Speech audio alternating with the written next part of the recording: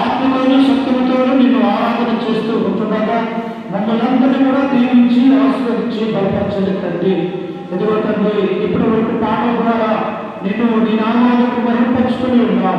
పరిశుద్ధ గ్రంథంలో నుంచి నీ మాటలను నేర్చుకుని పోతూ ఉంటుండగా నీ వివరించి ఉంటుండగా తండ్రి వినగలిగే హృదయాన్ని మనసును అనుగ్రహించండి. ఇదిగో నీ వివరణలు మాటలు ఏ వాక్యం అయితే అవసరమైందో ఉన్నాయో ఆ వాక్యాన్ని బోధించుటకు తండ్రి నాకు మంచి జ్ఞానాన్ని సామర్థ్యాన్ని అనుగ్రహించి సహాయం చేయగలని క్రీస్తు యేసునామమున ప్రార్థించి అడిగి వేడుకుంటున్నాము తండ్రి. ఆమేన్. క్రీస్తునందు ప్రియమైనటువంటి దేవుని బిడ్డలారా, దేవుడు మన యొక్క జీవితంలో గడిచిన ఆదివారం నుంచి ఈ ఆదివారం వరకు మన యొక్క మంచి ఆరోగ్యాన్ని, క్షేమాన్ని, భద్రతను అనుగ్రహించినందుకు మనం ఎల్లప్పుడూ కూడా దేవునికి కృతజ్ఞతలు చెల్లించుకోవాలి. గడిచిన ఆదివారంలో మనం ఏ అంశాల గురించి మాట్లాడుకున్నాము, ఏ అంశాల గురించి నేర్చుకున్నాము అంటే ఐదోపీయుడైనటువంటి నపుంసకుడైనటువంటి ఒక వ్యక్తి గురించి మనం మాట్లాడుకున్నాం. ఆయన ఎలాంటి వాడంట? ఆ దేశానికి ఆర్థిక మంత్రి. ఆ దేశంలో నుంచి యెరూషలేముకు వెళ్ళి దేవుని ఆరాధించాలంటే 5 రోజుల పాటు ప్రయాణం చేసినటువంటి వ్యక్తిగా ఆయన మనం చూశాము. నేటి ప్రభుత్వాలు కూడా మరొక వ్యక్తి గురించి మనం ఆలోచన చేయబోతూ ఉన్నాం. ఎవరు ఆ యొక్క వ్యక్తులు అంటే పిల్లారా, పాత నిబంధన గ్రంథంలో ఉన్నటువంటి ఒక ప్రవక్త గురించి మనం ఆలోచిస్తూ ఉంటాం. ఎవరు ఆయన పేరు ఏమిటి అంటే ఈయన చిన్న ప్రవక్తలలో ఒక ప్రవక్తగా, దేవుని చేత పిలువబడినటువంటి వాడిగా, దేవుని యొక్క ప్రవక్తగా యోనా అనేటువంటి ప్రవక్తని మనం ఆలోచన చేస్తూ ఉంటాం. యోనా అనగా మనందరికీ కూడా ఒక కథలాగా తెలుస్తుంది. అంతే కదా, ఓడ వెళ్ళాడు, ఓడలో ప్రయాణిస్తుంటే దేవుడు ద్వారా అడ్డగించబడ్డాడు. ఓడను తీసుకెళ్లి సముద్రంలో పడవేశాడు. పడవలో ఆ నుంచి తిమింగలం అంటగా చేప వచ్చి చేప మింగటం జరిగింది. తిరిగి ఆయన గుడ్డులో కట్టివేయడం జరిగింది అని మనందరికీ కూడా ఆ యోనా కథ మనకు తెలుస్తుంది.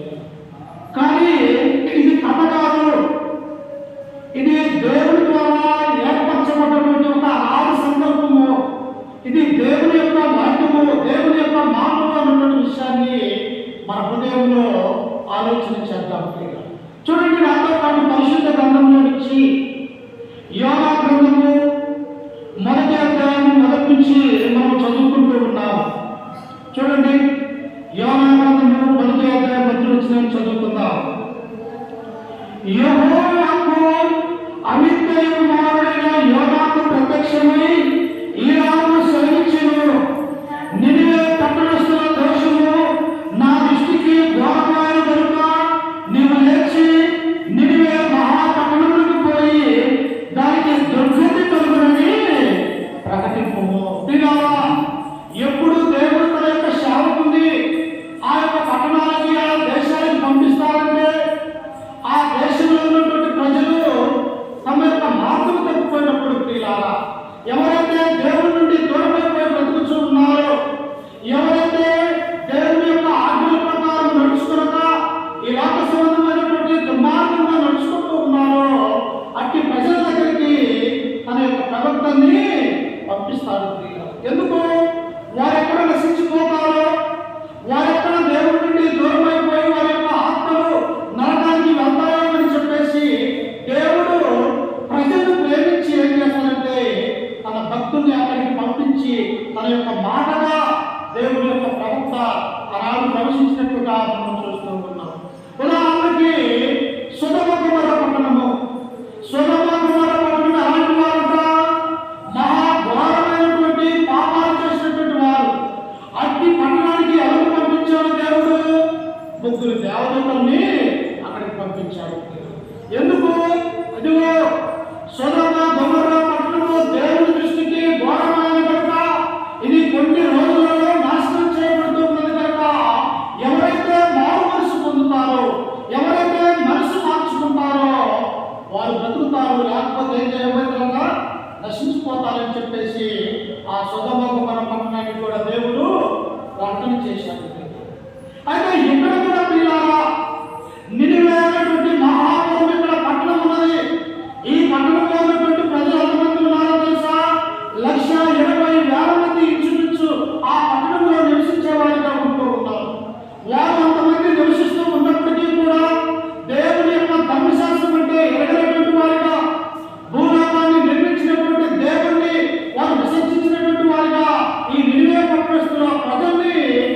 చూస్తూ ఉన్నాం. అందుకనే దేవుడు ఉన్నాడు, ఓ యోనా, నినివేటువంటి మహాపట్టణానికి వెళ్ళి ఇదిగో 40 రోజులలో దానికి దుర్గతి కలుగుతుంటే దానికి శ్రమ నాశనమైపోతారు వాళ్ళు. కాబట్టి నీవేం చేయాలంటే నా మాటలుగా అక్కడికి వెళ్ళి ప్రవచనం చేయమని యోనా దేవుడు పిలుస్తూ ఉన్నాడు.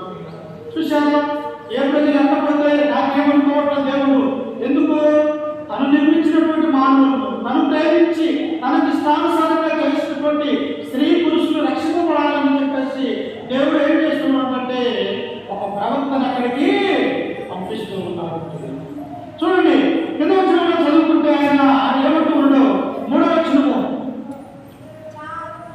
అయితే యెహోవా సన్నిధిలో నుండి తర్షీషు పట్టణముకు పారిపోవాలని యోనా యుద్ధకు పోయి తర్షీషుకు ఒక ఓడను చూసి ప్రయాణముకు కేవలించి యెహోవా సన్నిధిలో నిలవక ఓడవారితో కూడా తర్షీషుకు పోవటకు వాడా ఎక్కెను. దేవుడు ఏమంటూ ఉన్నాడు, ఓ యోనా, బబులోను దేశంలో ఉన్నటువంటి నినివే అన్నటువంటి ఆ పట్టణానికి వెళ్ళి దానికి దుర్గతి కలుగుతుందని చెప్పి నీవు ప్రకటన చేయమని యోనాను దేవుడు పంపిస్తే ఈ ప్రవక్త అయినటువంటి యోనా ఏం చేస్తూ ఉందంటే, అయ్యో వారు అన్యులు కదా, వాళ్ళు మన యొక్క ఇశ్రాయేలు మీదకి మాటి మాటికి యుద్ధానికి వచ్చేవారు కదా, వారు ఎందుకు రక్షింపబడాలి? వారికి నీడ లేదు. ఈ సువార్త ప్రకటన చేస్తే వారు మారు మనసు పొంది దేవుడిలోకి వస్తారు. అప్పుడు దేవుడు తన యొక్క మనసు మార్చుకొని ఆ పట్టణాన్ని నాశనం చేయకుండా ఉంటాడు అని చెప్పేసి ఈ యొక్క యోనా హృదయంలో ఒక దురుద్దేశము కలిగినట్టుగా మనం చూస్తూ ఉన్నాం. యోనా యొక్క ఉద్దేశం ఎలా ఉంది? నేను వెళ్ళి నినివే పట్టణానికి దేవుని యొక్క వాక్యాన్ని ప్రకటించకూడదు, వారు నాశనం కావాలా, వారి యొక్క దేవుని యొక్క శాపానికి గురి కావాలా. ఎందుకు అంటే నా ప్రజలైనటువంటి ఇశ్రాయేలు ప్రజల మీదకి వారు యుద్ధానికి వస్తారు కాబట్టి వారు నాశనం కావాలని ప్రవక్త అయినటువంటి యోనా కోరుకుంటూ ఉన్నాడు. కానీ దేవుడు పోయినాగా కాదు. ఏదో లోకంలో ఉన్నటువంటి ఏ ఒక్క వ్యక్తి కూడా నశించుకోకుండా దేవుని యొక్క కుమారుడుగా కుమార్తెగా ఈ లోకంలో దీవించబడాలన్నది దేవుని యొక్క ఉద్దేశమై ఉంటే ఈ ప్రవక్త అయినటువంటి యోనా ఉద్దేశం ఎలా ఉన్నది? వారు మరణించాలా, నశించుకోవాలని ఈ యొక్క యోనా ఏం చేస్తుందంటే దేవుడు చెప్పినటువంటి మాటలు కాక తన సొంత ఇష్టాన్ని నెరవేర్చుకోవడానికి ఆయన మరొక ఓడ ఎక్కి ప్రయాణమై వెళ్తూ ఉన్నారు. ఈనాడు మానవులుగా ఉన్నటువంటి మనము దేవుడు మనల్ని తల్లి గర్భంలో పుట్టించింది ఎందుకు అన్నటువంటి విషయాన్ని మర్చిపోయి ఈ లోకంలో మన ఇష్టానుసారమైనటువంటి జీవితాలు నేను జీవించే వారిగా మనం ఉంటూ ఉన్నాం. కానీ దేవుని యొక్క ఉద్దేశం ఏమై ఉంది? ప్రతి సోదరి, ప్రతి కుమార్తె, ప్రతి కుమారుడు కూడా నా యొక్క సన్నిధానానికి రావాలి, నా యొక్క మాటలు వినాలి, నా మాటలు విని మనసు మార్చుకొని నూతనమైనటువంటి ఆలోచన కలిగి నా బిడ్డలుగా ఈ లోకంలో ఉండాలని దేవుడు కోరుకుంటూ ఉన్నాడు. కానీ మానవుడు ఏం చేస్తూ ఉన్నాడంట? దేవుని సన్నిధానానికి రాలేకపోతూ ఉన్నారు. ఇక్కడ కూడా ప్రవక్తైనటువంటి యోనా దేవుని యొక్క సన్నిధిలో నుండి ఎక్కడికి వెళ్తూ ఉన్నాడంట? తర్షీషుకు పోవక ఓడను చూసి ప్రయాణానికి కేవలించి ఆ యొక్క ఓడలోకి వెళ్ళి దేవుని యొక్క వాక్యాన్ని ప్రకటించకుండా ఈయన పారిపోయేవాడిగా ఉంటూ ఉన్నాడు. చూశారా? దేవుని యొక్క సన్నిధానం నుంచి మనం ఎంత దూరం పారిపోగలము? ఎన్ని గ్రామాలు, పట్టణాలు, దేశాలు ఎక్కడికి పారిపోగలమో ఒకసారి ఆలోచన చేయండి. అందుకనే దేవుడు అక్కడ అంటూ ఉన్నాడు. చూడండి ఒకసారి 139వ కీర్తన 7వ వచనంలో చదువుకుంటే దావీదు మహారాజు అక్కడ తెలియపరుస్తూ ఉన్నాడు. చూడండి నాతో పాటు 139వ కీర్తన 7వ వచనము, నీ ఆత్మ యొక్క నుండి నేనెక్కడికి పోవదును, నీ సన్నిధి నుండి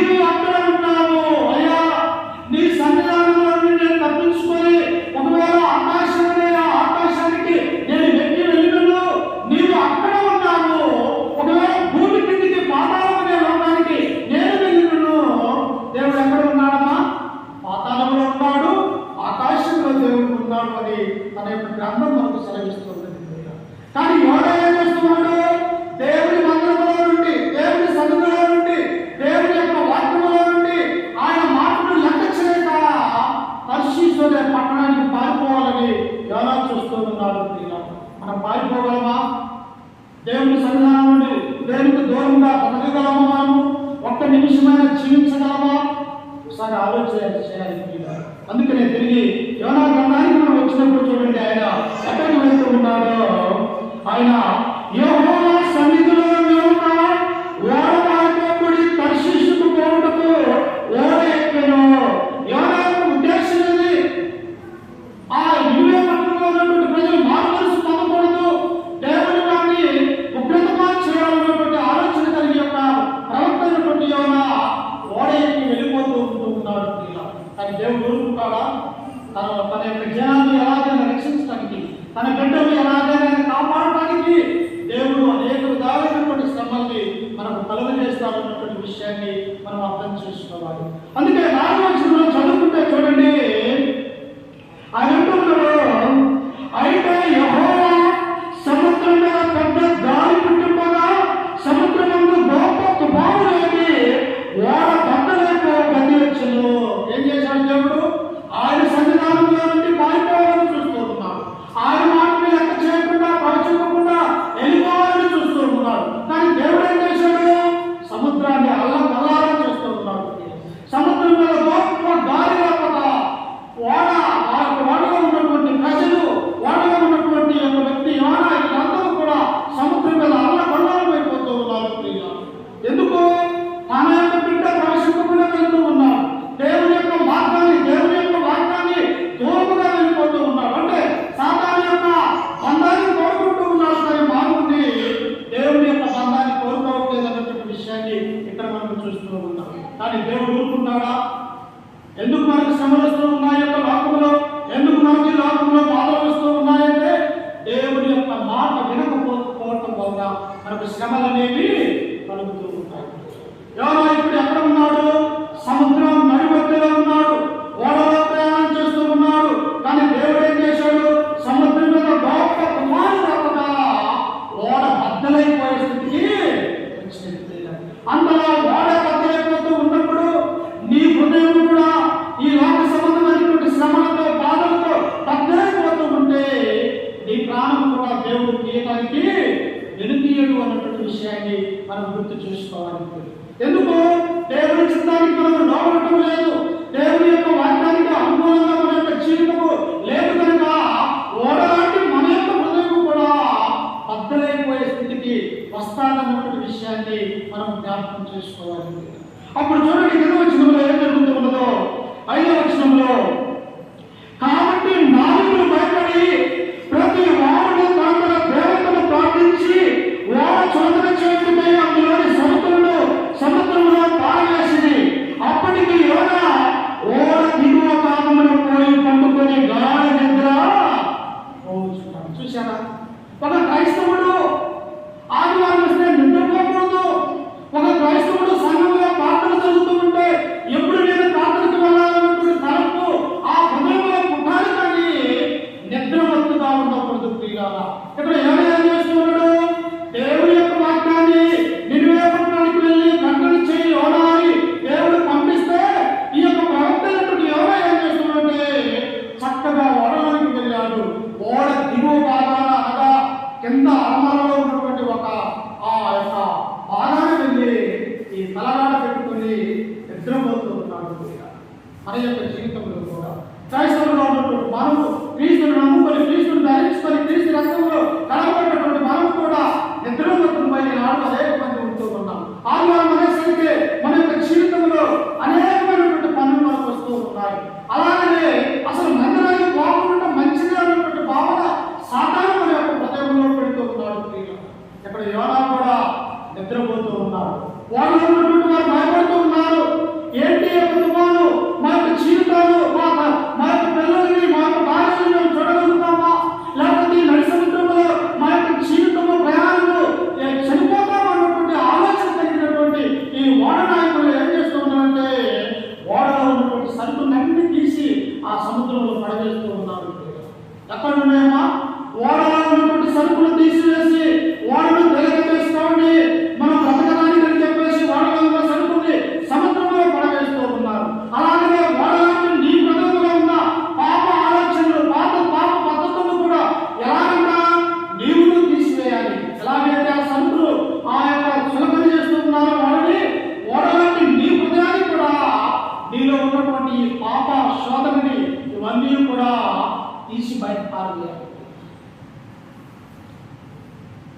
చూడండి. అందుకని ఇంకా ఏమంటుందో ఆయన ఓడవాళ్ళు ఏం చేస్తున్నారో చూడండి, ఒకసారి చదువుతున్నాం. అప్పుడు సముద్రంలో పారేసి అప్పటికి యోనా ఓడ దిగువగా పోయి పండుకొని గాఢ నిద్రపోయి ఉండడు. ఆలోచన అప్పుడు ఓడనాయకుడు అతని ఎదుకు వచ్చి ఓయి నిద్రపోతా నీకేమీ వచ్చినది. చూసారా అల్లుడైనటువంటి ఓడ నాయకుడు అంటూ ఉన్నాడు. ప్రవక్తగా అభిషేకించి దేవుని యొక్క వాక్కు పొందినటువంటి పరిశుద్ధుడిగా ఉన్నటువంటి యొక్క యోనా నిద్రపోతూ ఉంటే ఏ దేవుడు లేనటువంటి ధర్మశాస్త్రం లేనటువంటి ఒక అల్లుడు వచ్చి యోనా ఏమంటూ ఉండో తెలుసా? ఓయి నిద్రపోయేవాడిని నిద్రపోతాడు, తిండి అధికంగా తినేవాడిని తిండిపోతూ అని అంటారు. అలాగే వాడవారం నిద్రపోతున్నటువంటి యొక్క ప్రవర్తనటువంటి యోనాని అల్లుడైనటువంటి యొక్క నాయకుడు వచ్చి పోయి నిద్రపోతా నీకేమొచ్చినది పోయే కాలము అన్న ఆ స్వభావాన్ని మనం చూస్తూ ఉంటాం. ఎందుకు అలా వేదన చెందుతున్నాడు? ఎందుకు ఓడ నాయకుడు బాధపడుతూ ఉన్నాడు అంటే మనమందరం కూడా నశించిపోతూ ఉన్నామే ఈ యొక్క సముద్రంలో, నీకు ఏమి చెందలేదా అని చెప్పేసి యోనాను అడుగుతూ ఉన్నట్టుగా మనం చూస్తూ ఉన్నాం. ప్రియులారా, మన యొక్క జీవితంలో కూడా దేవుడు మనకి ఇచ్చినటువంటి కుమార్తెలు కూడా ఈ సముద్రం అనే లోకం అనే అరణ్యంలో సాతాను యొక్క బంధకాలలో పడిపోతూ ఉన్నప్పుడు వారు కూడా నిద్రపత్రులే దేవుని యొక్క సన్నిధానానికి రాయకపోవచ్చు ఉన్నారు. ఎందుకు రాయకపోవచ్చు అంటే భౌతిక సంబంధమైనటువంటి ఈ లోక ఆశయంతో వారు జీవిస్తూ ఉన్నారు. ఎక్కడైతే ఓడ ఎలాగైతే వారి ఇష్టానుసారంగా దేవుని యొక్క తుఫాను గాలి ఉందో ఓడలో ఉన్నటువంటి వారందరూ కూడా భయపడుతూ ఉన్నారు. అప్పుడు అంటూ ఉన్నాడు, చూడండి, ఓయి నిద్రపోతా, చూడండి నీకేమి వచ్చినది, లేచి దేవునికి ప్రార్థన చేయము, మనము చాలకుండా ఆ దేవుడు మన ఎదురు కనికరించలేమో అనను. కానీ వాస్తవంగా ఎవరు చేయాలమ్మా ప్రార్థన? ఎవరికి వస్తుంది ప్రార్థన? దేవుడిని నమ్ముకున్నటువంటి మనకు మాత్రమే ఆ ప్రార్థన ఎలా చేయాలో దేవుడు మనకు నేర్పించారు. కానీ అన్నిటికి వస్తుందా? రాదు. ఎందుకు? వారికి దేవుడు అంటే తెలియనటువంటి వారిగా ఉంటూ ఉన్నారు. కానీ ఒక అల్లుడైనటువంటి నాయకుడు వచ్చి ఓయి నిద్రపోతా, లేచి నీ దేవుడికి ప్రార్థన చేయి, ఒకవేళ ఆ దేవుడు మన ఎందుకు కనికరించి మనము చావకుండా చేసులేమో అని ఒక అల్లుడు ప్రవక్త అయినటువంటి యోనాకు నేర్పిస్తూ ఉన్నాడు. అందుకని భక్తులు ఎక్కడ ఉండాలి? ఆదివారం అయితే దేవుని యొక్క సన్నిధానంలో ఉండాలి, దేవుని యొక్క మాటకు లోబడి దేవుని యొక్క వైజ్ఞానికను నేర్చుకునే వారిగా ఈ లోకంలో ఉండాలి. కానీ యోనా ఎక్కడ ఉన్నాడు? ఓడ దిగువ పడుకొని నిద్రపోయేవాడిగా ఉంటూ ఉంటాం. మన యొక్క జీవితంలో కూడా అనేకమైనటువంటి దేవుని యొక్క మాటలు వినక లోక సంబంధంగా అనేకమైనటువంటి శ్రమలు మనకు ఎందుకు వస్తూ ఉన్నాయంటే దేవుని యొక్క మందిరముకు పోక, దేవుని యొక్క సన్నిధిలో లేక, ఆయన చిత్త ప్రకారం మనం జీవించకపోతే మనకు కూడా శ్రమలు అనేవి వస్తాయని యొక్క గ్రంథం మనకి సెలవిస్తూ ఉంటుంది. అందుకే ఇంకా చదువుకుంటే చూడండి యోనా గురించి కింద వచ్చిన 7:1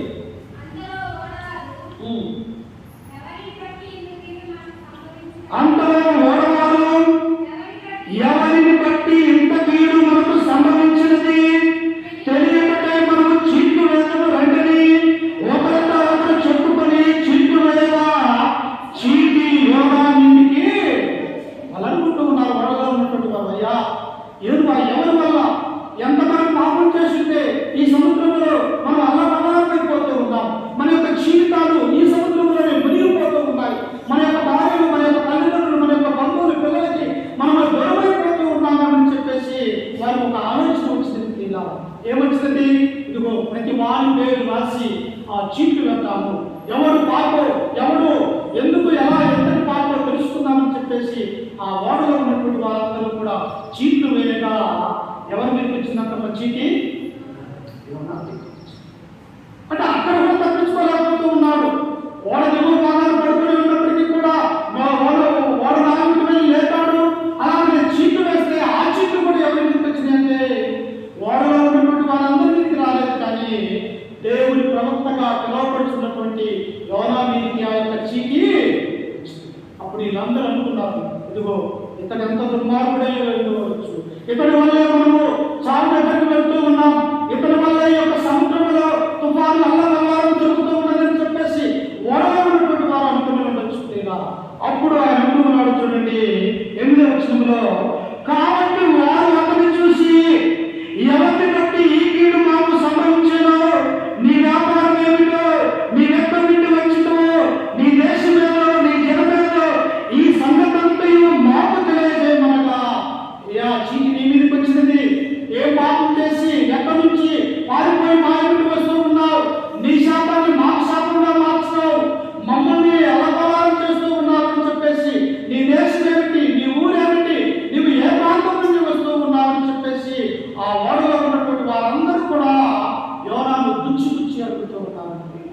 ఎందుకు? చీటి ఆయన మీద పడది కాబట్టి ఇతనే పాప ఉండొచ్చు, ఇతని ద్వారా ఈ యొక్క సముద్రంలో తుఫాను ఏర్పడింది, మనకి ఇతని ద్వారా శాపం మన మీదకి వచ్చి ఉండొచ్చు అని యోనా అడుగుతూ ఉన్నప్పుడు ప్రియులారా ఈ యొక్క యోనా ఏమవుతున్నాడో చూడండి ఒకసారి. అదే యోనా గ్రంథము 9:1-9 చదువుతున్నాను చూడండి. అతడు వారితో ఇతరులు, నేను హెబ్రీయుడును, సముద్రములను భూమిని సృష్టికర్తయై ఆకాశమందుండు దేవుడైన యెహోవాయందు నేను భయభక్తులు గలవాడనై ఉన్నాను. చూశారా ఎక్కడి నుంచి వచ్చాయో చెప్తున్నాడు. ఇదిగో మీరు నా కోసం వేసినటువంటి చీట్లలో ఆ చీటి నా మీద పడది. అయితే నా యొక్క జీవిత చరిత్ర మీకు తెలియజేస్తూ ఉన్నాను. నేను ఎలాంటి వాడో తెలుసా? నేను హెబ్రీయుడును. హెబ్రీయులు అంటే మామూలు మనుషులు కాదమ్మా. హెబ్రీయులు అంటే దేవుని చేత ఆశీర్వదించబడినటువంటి వారు. హెబ్రీయులు అనగా ఎవరో తెలుసా? ఎలాంటి వారంటే అబ్రహాము హెబ్రీయుడు, ఇస్సాకు హెబ్రీయుల సంతానంలో ఉన్నటువంటి వాడు, యాకోబు హెబ్రీయుడు. అంటే దేవుని చేత దీవించబడినటువంటి జాతి ఈ భూలోకంలో ఏదైనా ఉండదంటే అది హెబ్రీయుల జాతి. అందుకని ఇక్కడ ఏమనుకున్నాడు? నా జీవితం ఎలాంటిదో తెలుసా? నేను హెబ్రీయుడును, నా తండ్రి అబ్రహాము యొక్క సంతానంలో ఉన్నటువంటి వాడు, అబ్రహాము మా యొక్క తండ్రి అని యోనా తెలియపరుస్తూ ఉన్నాడు. అందుకని నిర్గమకాండం 1:15 ఇదిగో ఐగుప్తీయుల వంటి వారు కాదు హెబ్రీ స్త్రీలు, వారి వారంతా చురుకైనటువంటి వారు. అంటే దేవుని యొక్క దీవెన వల్ల ఉన్నది. హెబ్రీ యొక్క సంతానం ఎలాంటిదంటే చురుకుగా పనిచేసే వాళ్ళని నిర్గమకాండం 1:15 అక్కడ మోషే మనకు తెలియపరుస్తూ ఉంటారు. అందుకని ఇక్కడ యోనా అంటూ ఉన్నాడు, నేను ఎలాంటి వారంతా? నేను హెబ్రీయుడును, సముద్రమును భూమిని సృష్టికర్తయై ఆకాశమందుండు దేవుడై ఉన్న యెహోవాయందు భయభక్తులు గలవాడిని. నా దేవుడు ఎలాంటి వాడో తెలుసా? నువ్వు పెట్టుకునేటువంటి రాయి కాదు, నువ్వు పూజించే పుట్ట కాదు, నువ్వు చేత చేసినటువంటి ఘనత చేయకుండా విగ్రహాలకు కాదు. నా దేవుడు ఆకాశాన్ని, భూమిని, సమస్త జీవరాశుల్ని, మానవుల్ని నిర్మించినటువంటి దేవుడు. ఆ దేవుడికి నేనేమైందంటే భయభక్తులు కలిగినటువంటి వాడిగా నేనున్నాను. ఎలాంటి వాడు నీ దేవుడు? మాట్లాడలేని దేవుడు కాదు. నువ్వు ప్రార్థన చేస్తే వెళ్ళేటువంటి దేవుడు కాదు. ఆయన నా దేవుడు ఎలాంటి వాడంటే సృష్టికర్త, ఆకాశమును, భూమిని, మనల్ని, మన యొక్క పిల్లల్ని నిర్మించినటువంటి దేవుడు. ఆయన తండ్రి అయినటువంటి యెహోవా దేవుడు అని చెప్పేసి యోనా ఆ వాడి నాయకుడు తెలియజేశాడు. అప్పుడు వాళ్ళు ఎలా అంటున్నారు చూడండి ఒకసారి. 10 చూడండి ఒకసారి. 1:10 తాను యెహోవా సన్నిధిలో నుండి పారిపోవచ్చున్నట్టు అతడు ఆ మనుషులకు తెలియజేసి ఉండను కనుక వారు ఆ సంగతి తెలుసుకొని మరింత భయపడి. చూశారు పిల్లరా, దేవుడి శాంతిగా ఉన్నటువంటి ప్రవక్తేమో భయం విడిచి దేవుడి మాటలు ఎంత చేత పారిపోతూ ఉన్నాడు. వాళ్ళ ఉన్నటువంటి నావికులు, అక్కడ ఉన్నటువంటి ప్రజలు, అయ్యా భూమిని ఆకాశాన్ని నిర్మించినటువంటి ఆ దేవుని యందు నేను భయభక్తులు కలవాలంటే వీళ్ళు భయపడుతూ ఉన్నారు. వాస్తవంగా ఎవరు భయపడాలి? దేవుని గురించి తెలిసినటువంటి వ్యక్తి, దేవుని యొక్క ప్రవక్తగా ఇశ్రాయేలు ప్రవచించేవాడిగా ఉన్న ఈ యోనా భయపడాల్సింది పోయి అన్యులు దేవుడు అంటే భయపడి బ్రతుకుతూ ఉన్నారు. ఈనాడు మనం కూడా మన యొక్క జీవితంలో కూడా ఎవరో అన్యులు దేవుని యొక్క భయభక్తి విశ్వాసం కలిగి ఎక్కువగా ఉంటున్నారు. కానీ మన దేవుడు అని చెప్పుకున్నటువంటి మనం మాత్రము భయం నుంచి తిరుగుతూ ఉన్నట్టుగా మనం చూస్తూ ఉన్నాం. అప్పుడు ఆ వాళ్ళలో ఉన్నటువంటి వాళ్ళందరూ కూడా భయపడి ఏం చేస్తుందో చూడండి. వాళ్ళు భయపడి అప్పుడు వారు సముద్రము పొంగుచున్నది, తుఫాను అలిగిపోతున్నది, సముద్రం మా మీదకి రాకుండా నెమ్మదించినట్లు మేము నీకేమి చేయమని అతను అడగగా, అయ్యా చీటి నీ మీదకి వచ్చినది, నువ్వు హెబ్రీ సంతానం అంటూ ఉన్నావు, దేవుడి పరత్వాన్ని నీవే తెలియజేస్తున్నావు, నీ దేవుడు గొప్పవాడని నీ నోటి మాటలతోనే మాకు తెలియజేస్తూ ఉన్నావు. అయితే ఈ సముద్రంలో తుఫాను నెమ్మదించాలంటే మేమేం చేయాలైనా? మా ప్రాణాలు పోతూ ఉన్నాయి ఈ సముద్రంలో, మేము ఎలా పోతున్నాం, తెచ్చినటువంటి సరుకు తిరిగి సముద్రంలో పడవేశాము, మేమేం చేయాలని చెప్పేసి ఆ యోనాను అడిగినప్పుడు తీరాలా ఆ యోనా ఏమంటున్నాడో చూడండి. 12 నన్ను బట్టి ఈ గొప్ప తుఫాను మీ మీదకి వచ్చినది నాకు తెలిసి ఉన్నది. ఎవరిని బట్టంతా? నన్ను బట్టి. ఎందుకు నీ కుటుంబంలో శోధన బాధంటే నిన్ను బట్టి. నీవు సరైనటువంటి మార్గంలో నడవకపోతే, మనము సరైనటువంటి దేవుడిలో ఉండకపోతే, మనకు కూడా యోనాకు జరిగినటువంటి శోధన మనకు వస్తూ ఉండదు. ప్రియులా, యోనా అంటూ ఉన్నాడు, ఎందుకు ఈ యొక్క సముద్రంలో శోధన, ఎందుకు ఈ సముద్రంలో తుఫాను పుట్టిందంటే ఇదిగో నన్ను బట్టి. ఎందుకు? నేను పాపిని, దేవుని సన్నిధిలో ఉండి దూరంగా బతుకుతూ ఉన్నాను. దేవుడి మాటను లెక్క చేయక నేను దర్శించే పట్టణానికి మారిపోతూ ఉన్నాను కనుక నన్ను బట్టి ఈ పాపము మీ మీదికి. ఒక వ్యక్తిని దేవుడు ఆశీర్వదించి ఎలా ఉంటుందో తెలుసా? యోసేపును దేవుడు ఆశీర్వదించినప్పుడు ఐగుప్తు దేశంలో కరువు ఏమీ పడలేదు.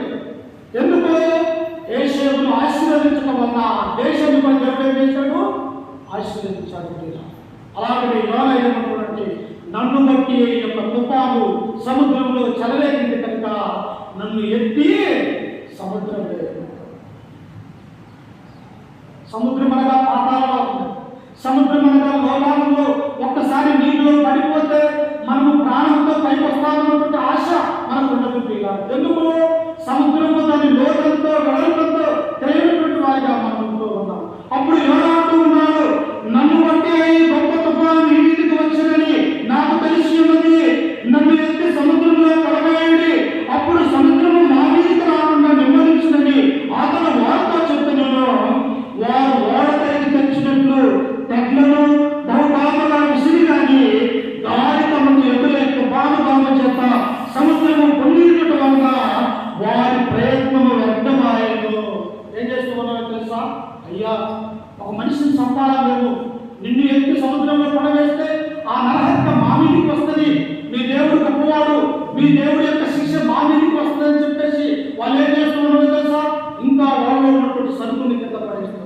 ఇంకా ఒక దళికి మనం వెళ్తామా అని చెప్పేసి వారి దగ్గర ఉన్నటువంటి ఆ తెడ్డును ఒక వేస్తూ ఉన్నప్పటికీ కూడా ఇంకా తుఫాను అధికమైతే ఉన్నది, కానీ వారి యొక్క ఆలోచన మాత్రము మారదు.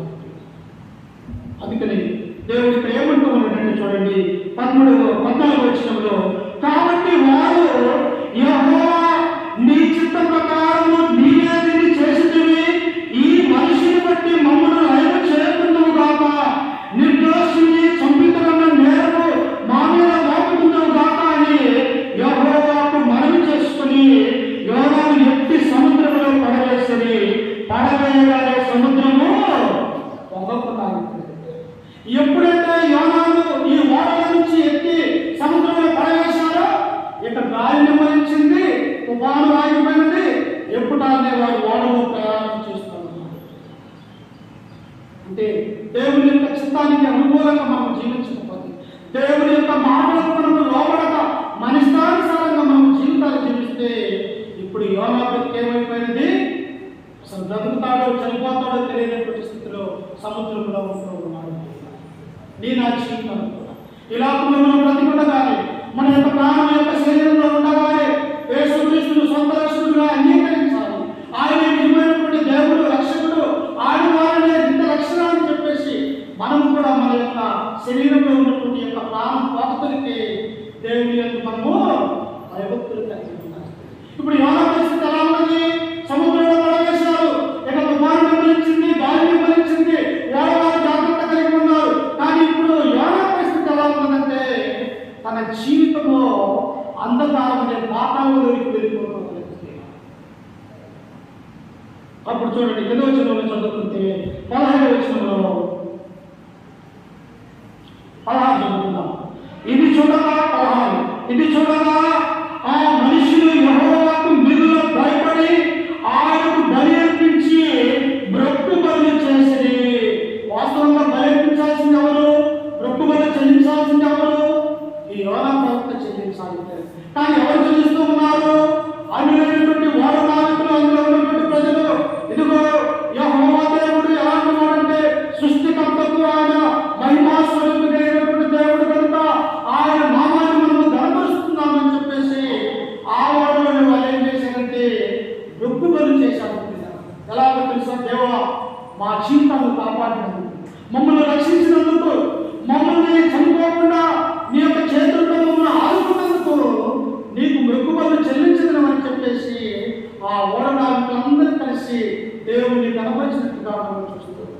మరి అన్యులైనటువంటి వారే దేవుడిని కనపరిస్తే, క్రైస్తవులుగా ఉన్నటువంటి మనము, క్రీస్తును ధరించుకున్నటువంటి మనము మన హృదయంతో మనమలా దేవుడిని కనపరచాలి. మనం నిత్యము కూడా దేవుడి యొక్క సన్నిధిలో ఉండి దేవుడిని మనం ఏం చేయాలంట? మహిమపరచాలి, దేవుడిని కనపరిచేవాడిగా ఉండాలి. ఇప్పుడు యోనా పరిస్థితి ఎలా ఉన్నది?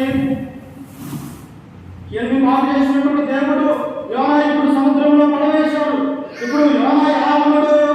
మహిమ కలిగినటువంటి ఆ దేవుడు, నా ప్రవక్తను నేను చంపుకుంటానా, నా బిడ్డను నేను ఈ సముద్రంలోనే పడవేస్తే నేను రక్షింపక ఇందునా అని చెప్పేసి ఒక తిమింగం లాంటి చేపకి దేవుడు ఆజ్ఞయిస్తే ప్రియులారా, వెంటనే యొక్క చేప ఆ యోనా, సముద్రంలో ఉన్నటువంటి యోనా దగ్గరికి వెళ్ళి ఆ చేప ఆయన్ని మింగివేసింది. చూసారా? నీ దేవుడి ఆశ్చర్య కార్యాలు మానవుని యొక్క కంటికి కనిపించవు, హృదయానికి గోచరం కావని దేవుడి యొక్క గ్రంథం మనకు సెలవిస్తూ ఉన్నది. కానీ యోనా అనుకున్నాడు, ఇక నా జీవితం అయిపోయింది, నేను చనిపోతాను, ఎందుకు సముద్రంలో నన్ను పడవేశాడని తన యొక్క జీవితం అనుకున్నాడు. కానీ రక్షకుడైనటువంటి దేవుడు ఏం చేశాడంటే ఒక చేపకు ఆజ్ఞ ఇచ్చాడు. ఆ చేప ఈ యొక్క యోనాను తినది. అప్పటికి ఎంత తెలివి వచ్చింది? అప్పుడు ఎప్పుడు మనకు తెలివి వస్తుంది? బాధలలో ఉన్నప్పుడు, శ్రమలలో ఉన్నప్పుడు, అప్పుడు మనం దేవుడి గురించి ప్రార్థన చేస్తాం. అప్పుడు దాకా మనం సంతోషంగా సమాధానంగా ఉంటే అసలు మందిరానికి మనము రాముగా వస్తాము. మంచి ఆస్తి, ఐశ్వర్యం, సంపద అన్ని సుఖ సంతోషాలతో జీవిస్తే అసలు దేవుడు ఎవడు అని అంటాం. నా కష్టాలతో నేను సంపాదిస్తున్నానని మనం ఎవరిగా వాయిగా దృష్టించారు. అందుకని కొన్నిసార్లు దేవుడు ఏం చేస్తాడంటే మానవులకు శ్రమల్ని ఇస్తాడన్నటువంటి విషయాన్ని మనం ఇక్కడ చూస్తూ ఉన్నాం. అందుకని చూడండి, ఇప్పుడు యోనా 2వ అధ్యాయం 1వ వచనంలో, 2వ అధ్యాయం 1వ వచనం, ఆ మధ్యలో కడుపు నుండి యోనా యెహోవాను ఇలాగ ప్రార్థించాడు. చూసారా? బయట ఉన్నప్పుడేమో దేవుని యొక్క మాటలు వింటా, బయట ఉంటే అయ్యా నినివే పట్టణానికి వెళ్ళి దానికి దుర్గతి కలుగునని నీవు ప్రకటన చేయమంటే ఆ ప్రకటన చేయకుండా పారిపోతూ ఉన్నాడు. ఇప్పుడు తనకు శ్రమలు ఇచ్చినప్పుడు, బాధలు ఇచ్చినప్పుడు చేప కడుపులో నుండి ఏం చేస్తూ ఉన్నాడో తెలుసా? ప్రార్థన చేస్తూ ఉన్నాం. మనం కూడా నడవలేనటువంటి స్థితిలో ఉన్నప్పుడు, లేకపోతే హాస్పిటల్లో ఉన్నప్పుడు, లేకపోతే మన ప్రాణం యొక్క కొన్ని గంటల్లో పోతనుకున్నప్పుడు మనం ఏం చేస్తామో తెలుసా? దేవా, ఒకవేళ నాకు జీవితాన్ని ఇస్తే, ఒకవేళ నన్ను నీవు రక్షిస్తే, నన్ను ఈ యొక్క చావు నుండి బయట పడవేస్తే నీ ప్రార్థనకు నీ కృపస్తారని చెప్పేసి మనం కూడా ప్రార్థన చేసేవారిగా ఉంటాం. కానీ ఇక్కడ యోనా కూడా అదే చేస్తూ ఉన్నాడు. ఎక్కడి నుండి ప్రార్థన చేస్తూ ఉన్నాడు? ఆయన చేప కడుపులో నుండి ప్రార్థన చేస్తూ ఉన్నాడు. ఏమని ప్రార్థన చేస్తూ ఉన్నాడు ఒకసారి చూడండి. 2వ వచనంలో, నేను ఉపద్రవములో నుండి యెహోవాకు మనవి చేయగా ఆయన నాకు ప్రత్యుత్తరం ఇచ్చెను. పాతాళ గర్భములో నుండి నేను కేకలు వేయగా నీవు నా ప్రార్థన అంగీకరించి ఉన్నావు. చూసావా? యోనా ఎన్ని జీవితంలో ఎన్ని తప్పులు చేసినా, దేవుడి మాట వెనుక పారిపోతూ ఉన్నప్పటికీ కూడా ఎప్పుడైతే చాపకడుపులో నుండి దేవుడికి ప్రార్థన చేశాడో దేవుడు ఏం చేస్తున్నాడంట? ఆ ప్రార్థనను దేవుడు వింటూ ఉన్నాడు. ఈ ప్రార్థన పడేది. అందుకనే దేవుడు అంటాడు, ప్రభువు కన్నులు నీతిమంతుల మీదను ఆయన చెవులు వారి ప్రార్థనల వైపు ఉండవి, కానీ కీడు చేయని వారి పాపము ఏం చేస్తున్నట? దేవుడు వినబడుతున్నారు. ఎవరైతే మనసు మార్చుకుని నూతనమైనటువంటి మనసు కలిగి దేవుడిని మొరపెడతారో వారి ప్రార్థన దేవుడు. అందుకనే దేవుడు అంటున్నాడు, దిక్కులేని విధవరాలకి, అనాథ పిల్లలకి నేను ఆశ్రయుడైనది అని అంటారు. అంటే ఇలాంటి దిక్కు లేకుండా ఉండొచ్చు, మనం ఇలాంటి అనాథంగా ఉండొచ్చు. వారికి ఆశ్రయమైనటువంటి దేవుడు ఎవరు? ఆ ప్రభు మాత్రమే. లోకంలో ఉన్నటువంటి ఎవరు కూడా మనకి ఆశ్రయం కల్పించడం విషయాన్ని మనం గుర్తుంచుకోవాలి. అందుకే ఎవరు ఉన్నాడు? అయ్యా, పాతాళ లోకం అనే చేప కడుపులో నేను ఉంటూ ఉన్నాను, నా యొక్క ప్రాణం ఇంకా నాలోనే ఉంచినందుకు దేవుడికి కృతజ్ఞతలు చెల్లిస్తూ ఉన్నానని యోనా చేప కడుపులో నుండి ప్రార్థన చేసినప్పుడు దేవుడు ఏం చేశాడంటే ఆ యొక్క చేపకు ఆజ్ఞ ఇచ్చాడు. చేపకు ఆజ్ఞ ఇచ్చినప్పుడు ఆ చేప 3వ రోజు ఆ ఒడ్డుకు తీసుకొని వచ్చి యోనాను మత్తి వేసినట్టుగా మనం చూస్తూ ఉన్నాం. ఇప్పుడు వెళ్తూ ఉన్నాడు మళ్ళా.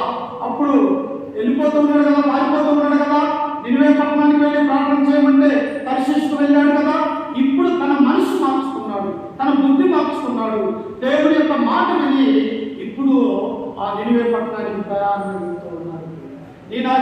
జీవితంలో కూడా ఒకనొక సమయంలో భరించలేనటువంటి బాధ మనలోకి రావచ్చు. కానీ ప్రార్థన మనకు ముఖ్యం. దేశం వచ్చినా ఏ బాధ వచ్చినా నువ్వు మోకాళ్ళని ఇంటికేసి ఒక 5 నిమిషాలు ప్రార్థించి నీ జీవితంలో మేలు జరగకపోతే అప్పుడు చూడండి. అలాగే యోనా కూడా చేప కడుపులో నుండి ప్రార్థన చేస్తూ ఉన్నాడు. వెంటనే దేవుడు ఏం చేశాడు? ఆయన మేలు చేసినట్టుగా మనం చూస్తూ ఉన్నాం.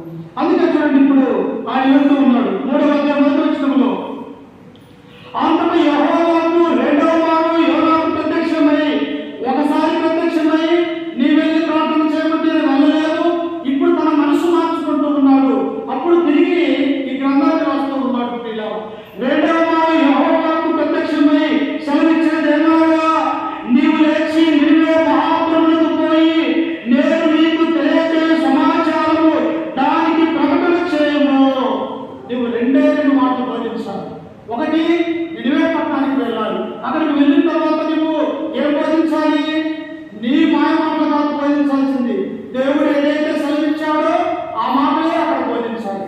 ఏమని బోధించాలంటే 40 రోజులలో ఈ నినివే పట్టణానికి దుర్గతి కలుగునని ప్రకటన చేయము. ఇదే మాట. అయ్యా, మీ మనసు మార్చుకోకపోతే 40 రోజులలో ఈ నినివే పట్టణము దేవుడు నాశనమై చేయబోతున్నాడు. కనుక మీ మనసును మార్చుకోమని మాత్రమే నువ్వు ప్రకటన చేయాలి అని దేవుడు ఆజ్ఞాపించాడు.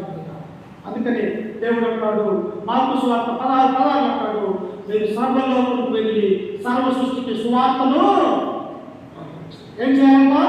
మనము సర్వలోకానికి వెళ్ళి తెలియనటువంటి వారికి దేవుడి యొక్క గొప్పతనాన్ని, దేవుడి యొక్క రక్షణ సంకల్పాన్ని ఇతరులకు తెలియజేసి వారిని రక్షణలోకి నడిపించే బాధ్యత దేవుడు మనకిచ్చాడు.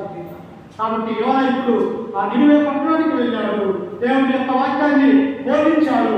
బోధించిన తర్వాత వారు ఎలా మారు పొందారో చూడండి ఒకసారి. ఆయన 4వ వచనం, 3వ అధ్యాయం 4వ వచనము, యోనా పట్టణములో ఒక దిన ప్రయాణమంతా దూరము సంచరించుచు ఇక 40 దినముల వరకు నినివే పట్టణము నాశనమగునని ప్రకటన చేయగా, నినివే పట్టణము వారు దేవుని యందు విశ్వాసం ఉంచి ఉపవాసము దినము చాటించి గనులేమి అల్పులేమి అందరూ గోడ పట్ల కట్టుకొని. చూశారు పిల్లారా? ఎప్పుడైతే యోనా దేవుని యొక్క వాక్యాన్ని ఆ నినివే పట్టణానికి వెళ్ళి బోధించాడో అక్కడ ఉన్నటువంటి నినివే పట్టణంలో ఉన్నటువంటి 1,50,000 మంది జనం ఏం చేశారంటే అందరూ తమ మనస్సును మార్చుకున్నారు. నీ మనసుగా మారిందా? నీ మనసు ఇంకా మారకపోతే ఇప్పుడే మార్చుకోవాలి. ఇదిగో నినివే పట్టణంలో ఉన్నటువంటి 1,20,000 మంది ప్రజలు దేవుని యొక్క మాట విని వారి మనస్సు మార్చుకొని దేవుని యందు విశ్వాసం ఉంచారు. అందుకని విశ్వాస సహితమైనటువంటి ప్రార్థన ఏం చేస్తుందంట? రోగిని స్వస్థపరుస్తాడు. 12 సంవత్సరాల నుంచి రక్తస్రావం జరిగినటువంటి స్త్రీ తన యొక్క జీవితంలో ఉదయం లేచిన దగ్గర నుంచి ఆ రక్తస్రావం అనేటువంటి ఆ బాధతోనే తన యొక్క జీవితం అంతా 12 సంవత్సరాలు పోతూ ఉన్నది. డాక్టర్ దగ్గరికి వెళ్తూ ఉన్నారు. ఏ డాక్టర్ దగ్గరికి వెళ్ళినా తన యొక్క డబ్బు అయితే ఏమైతే ఉన్నది, కానీ ఆ జబ్బు మీద నయం కావట్లేదు. కానీ తమ మనసులో ఒక మంచి విశ్వాసం కలిగి ఉన్నది. ఏమంటే ఇదిగో ఈ ప్రాంతానికి యేసుక్రీస్తు వస్తుందంట, ఆయన దగ్గరికి వెళ్ళే మాటైతే నా యొక్క జబ్బు నయమైపోతుందేమో అని చెప్పేసి ఈ యొక్క 12 సంవత్సరాల నుంచి వ్యాధులు పడుతున్నటువంటి ఈ యొక్క స్త్రీ క్రీస్తు దగ్గరికి వచ్చింది. ఆమె ఏం చేసిందో తెలుసా? ఆయన పట్టుకున్నటువంటి చెంగు ముట్టింది. ఎప్పుడైతే ఆ చెంగు ముట్టినదో ఈ 12 సంవత్సరాల నుంచి పడుతున్నటువంటి ఈ వేదన నివారణ అయిపోయింది. అప్పుడు వెంటనే క్రీస్తు వెనక్కి తిరిగి చూసి, ఇదిగో నాలో నుంచి మహిమ బయటకు వెళ్ళిపోయింది, ఎవరు నన్ను ముట్టుకున్నది అని చెప్పేసి తన శిష్యులు అడిగినప్పుడు ఈమె వణుకుతూ వచ్చి, అయ్యా నేనే నిన్ను ముట్టుకున్నది అని చెప్పేసి చెప్పింది. ఇదిగో నా కుమారి, విశ్వాసము నీ విశ్వాసమే నిన్ను స్వస్థపరిచింది కాబట్టి నువ్వు విశ్వాసం గలదానమై ఉండమని సాధించాడు.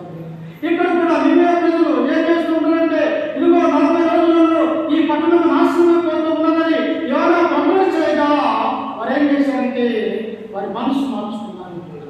అయ్యో, ఈ పట్టణము ఉన్నటువంటి దేవుడు నాశనమైపోతూ ఉన్నది, ఆ మహిమ కలిగినటువంటి దేవుడిని మేము నమ్మితే మాకు రక్షించగల సమర్థుడు ఆయన అని చెప్పేసి వీళ్ళందరూ ఏం చేశారంటే వారి మనసు మార్చుకొని ఒక ఉపవాస దినాన్ని సాధించారు దేశమంతా.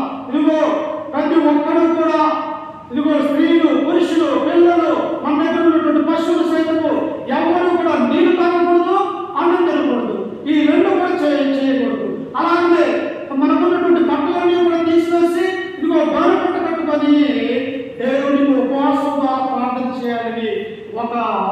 రాజే దీన్ని శాసనం చేశాడు.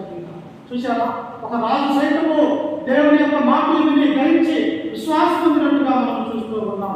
కానీ సామాన్యమైనటువంటి మానవులుగా ఉన్న మనము ఇంకా దేవుని నమ్మలేకపోతూ ఉన్నాం. ఇంకా దేవుని విశ్వాసం కలిగి లేక ఈ లోకంలోనే మనం నాశనమైపోయేవారిగా ఉంటూ ఉన్నాం. అందుకే చూడండి, చివరిగా 2 మాటలు చదువుకొని ముగించుకుందాం ప్రియులారా. అదే 3వ అధ్యాయము 7వ వచనం. మరియు రాజైన తాను ఆయన మంత్రులను ఆజ్ఞేయంగా ఒకవేళ దేవుడు మనసు తిప్పుకొని పశ్చాత్తాపుడై మనము లయపాత్రుడు తన కోపాన్ని చల్లార్చుకున్నాడు కనుక మనుషులు ఏది పుచ్చుకోకూడదు, పశువులు కానీ ఎద్దులు కానీ గొర్రెలు కానీ మేత మేయకూడదు, నీళ్లు త్రాగకూడదు. మనుషులందరూ తమ దుర్మార్గములు విడిచి తాము చేయు బలత్కారమును మానివేయవలెను. ఏం చేయాలన్నా? దేవుడు నిన్ను రక్షించాలన్నా, మనల్ని రక్షించాలన్నా ఏం చేయాలన్నా? మన బలత్కారం అంటే మన దుర్మార్గమైనటువంటి పనులు మానుకోవాలి. మన పాప జీవితాన్ని వదిలివేయాలి. కొత్త జీవితాన్ని ప్రారంభించాలంటే క్రీస్తు ఎలాగైతే ఈ లోకంలో పాపం లేని వాడిగా నడుచుకున్నాడు, మన యొక్క జీవితం కూడా అలా నడుచుకోవాలి. రాజు ఆజ్ఞాపిస్తున్నాడు మంత్రులకి, సామాన్యమైనటువంటి ప్రజలకి, ఎదుగు ఎవడైనా నీరు తాగకూడదు, అన్నం తినకూడదు, పశువులు సైతము మీ పశువులకు నీళ్ళు వేయకూడదు, దాన వేయకూడదు అని చెప్పేసి రాజాజ్ఞ ఇచ్చినప్పుడు ఆ కింద వచనంలో చదువుకుంటే ఏమంటాడు? ఒకవేళ మన దుర్మార్గాలను విడిచిపెడితే దేవుడు మనల్ని రక్షించవచ్చు అన్న ఆ విశ్వాసం రాజులో కనిపించింది. వెంటనే దేవుడు ఏం చేశాడంటే నాశనం చేస్తానన్నటువంటి ఆ నినివే పట్టణాన్ని వీళ్ళు మనసు మార్చుకున్న దాన్ని బట్టి నాశనం చేయక ఆ పట్టణాన్ని దీవించినట్టుగా మనం చూస్తూ ఉన్నాం. నా జీవితంలో కూడా మనం అనేకమైనటువంటి పాపాలు లోకంలో చేసుకోవచ్చు. మాట ద్వారా కావచ్చు, చూపు ద్వారా, మన నడక ద్వారా ఇతరులకు ఆయాసకరమైనటువంటి పనులు మన యొక్క జీవితంలో మనము చేయవచ్చు. కానీ మనం నమ్ముకున్నటువంటి దేవుడు గొప్పవాడు. మన పాప జీవితాన్ని దేవుడి ఎందుకు ఒప్పుకున్నట్టయితే మనకు కొత్త జీవితాన్ని అనుగ్రహిస్తాడు. అలాగే నినివే పట్టణస్తులకి ఏమనుగ్రహించాడు? ఇప్పుడు ఒక కొత్త జీవితాన్ని అనుగ్రహించి ఆ పట్టణాన్ని దేవుడు నాశనం చేయలేదు. యోనా కూడా తన మనసు మార్చుకున్నాడు. మొదటిసారి నేను వెళ్ళను అని చెప్పేసి ఆ తర్షీషుకు పారిపోవాలని చూశాడు. కానీ రెండో మారు ఏం చేశాడు? ఆయన తన పాపాన్ని ఒప్పుకొని దేవుని యొక్క వాక్యాన్ని ప్రకటించినటువంటి వాడిగా అనాథం చూస్తూ ఉన్నాం. నా జీవితంలో కూడా దేవుని విశ్వాసం కలిగి, నమ్మకం కలిగి, భయభక్తులు కలిగి ఉన్నట్టయితే నువ్వు ఎక్కలేని పర్వతాన్ని దేవుడు ఎక్కిస్తాడు. ఈ లోకంలో నువ్వు పేదవాడిని కావచ్చు, కానీ దేవుని దృష్టిలో నువ్వు పడ్డావా? దేవుడు నిన్ను ఆశీర్వదించాడా? అబ్రహాము అన్నాడయ్యా, ఎంతదైనటువంటి ఆస్తి ఐశ్వర్యము సంతానం లేని వాడిని పోవచ్చున్నానే, నాకెందుకు ఈ ఆస్తి ఐశ్వర్యం అన్నప్పుడు అబ్రహాము ఒకసారి ఇదిగో ఆకాశం వైపు చూడు, నీ చేతనైతే అక్కడ ఉన్నటువంటి నక్షత్రాన్ని లెక్క చేయి, నువ్వు లెక్కించగలిగితే నీ సంతానాన్ని ఇష్టదేవులు వలె విస్తారంగా నేను దీవించగలుగుతానన్నాడు. ఇప్పుడు బ్రతుకుతున్నటువంటి మనమందరం కూడా అబ్రహాములో నుండి వచ్చినటువంటి సంతానం. చూశారా, ఒక భార్య నుండి సంతానము ఇశ్రాయేలు ప్రజలు వస్తే మరొక భార్య సంతానము, అరబ్బీలు వస్తే మరొక భార్య పెద్దల సంతానమైనటువంటి అన్యులుగా ఉన్నటువంటి మనమే. అబ్రహాము ముగ్గురు భార్యలు. మొదటి భార్య పేరు శారా, రెండవ భార్య పేరు చెప్తారా, రెండవ భార్య పేరు వచ్చేసి, మూడవ భార్య పేరు కేతూరా. ముగ్గురు భార్యలుగా అబ్రహాముతో ఉన్నారు. ఈ ముగ్గురు సంతానమే మనమందరం కూడా.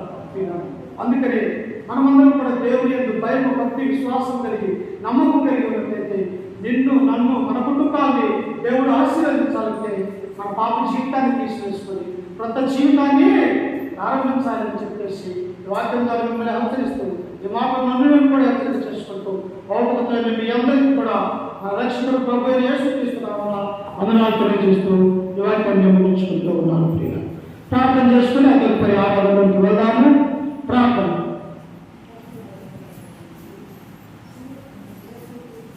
సహనాశకు కామాపతుని మా ప్రియాపంలో తండ్రి, నీ ఘనమైన అత్యున్నతమైన నామానికి వందనాలు తీసుకోవడం తండ్రి.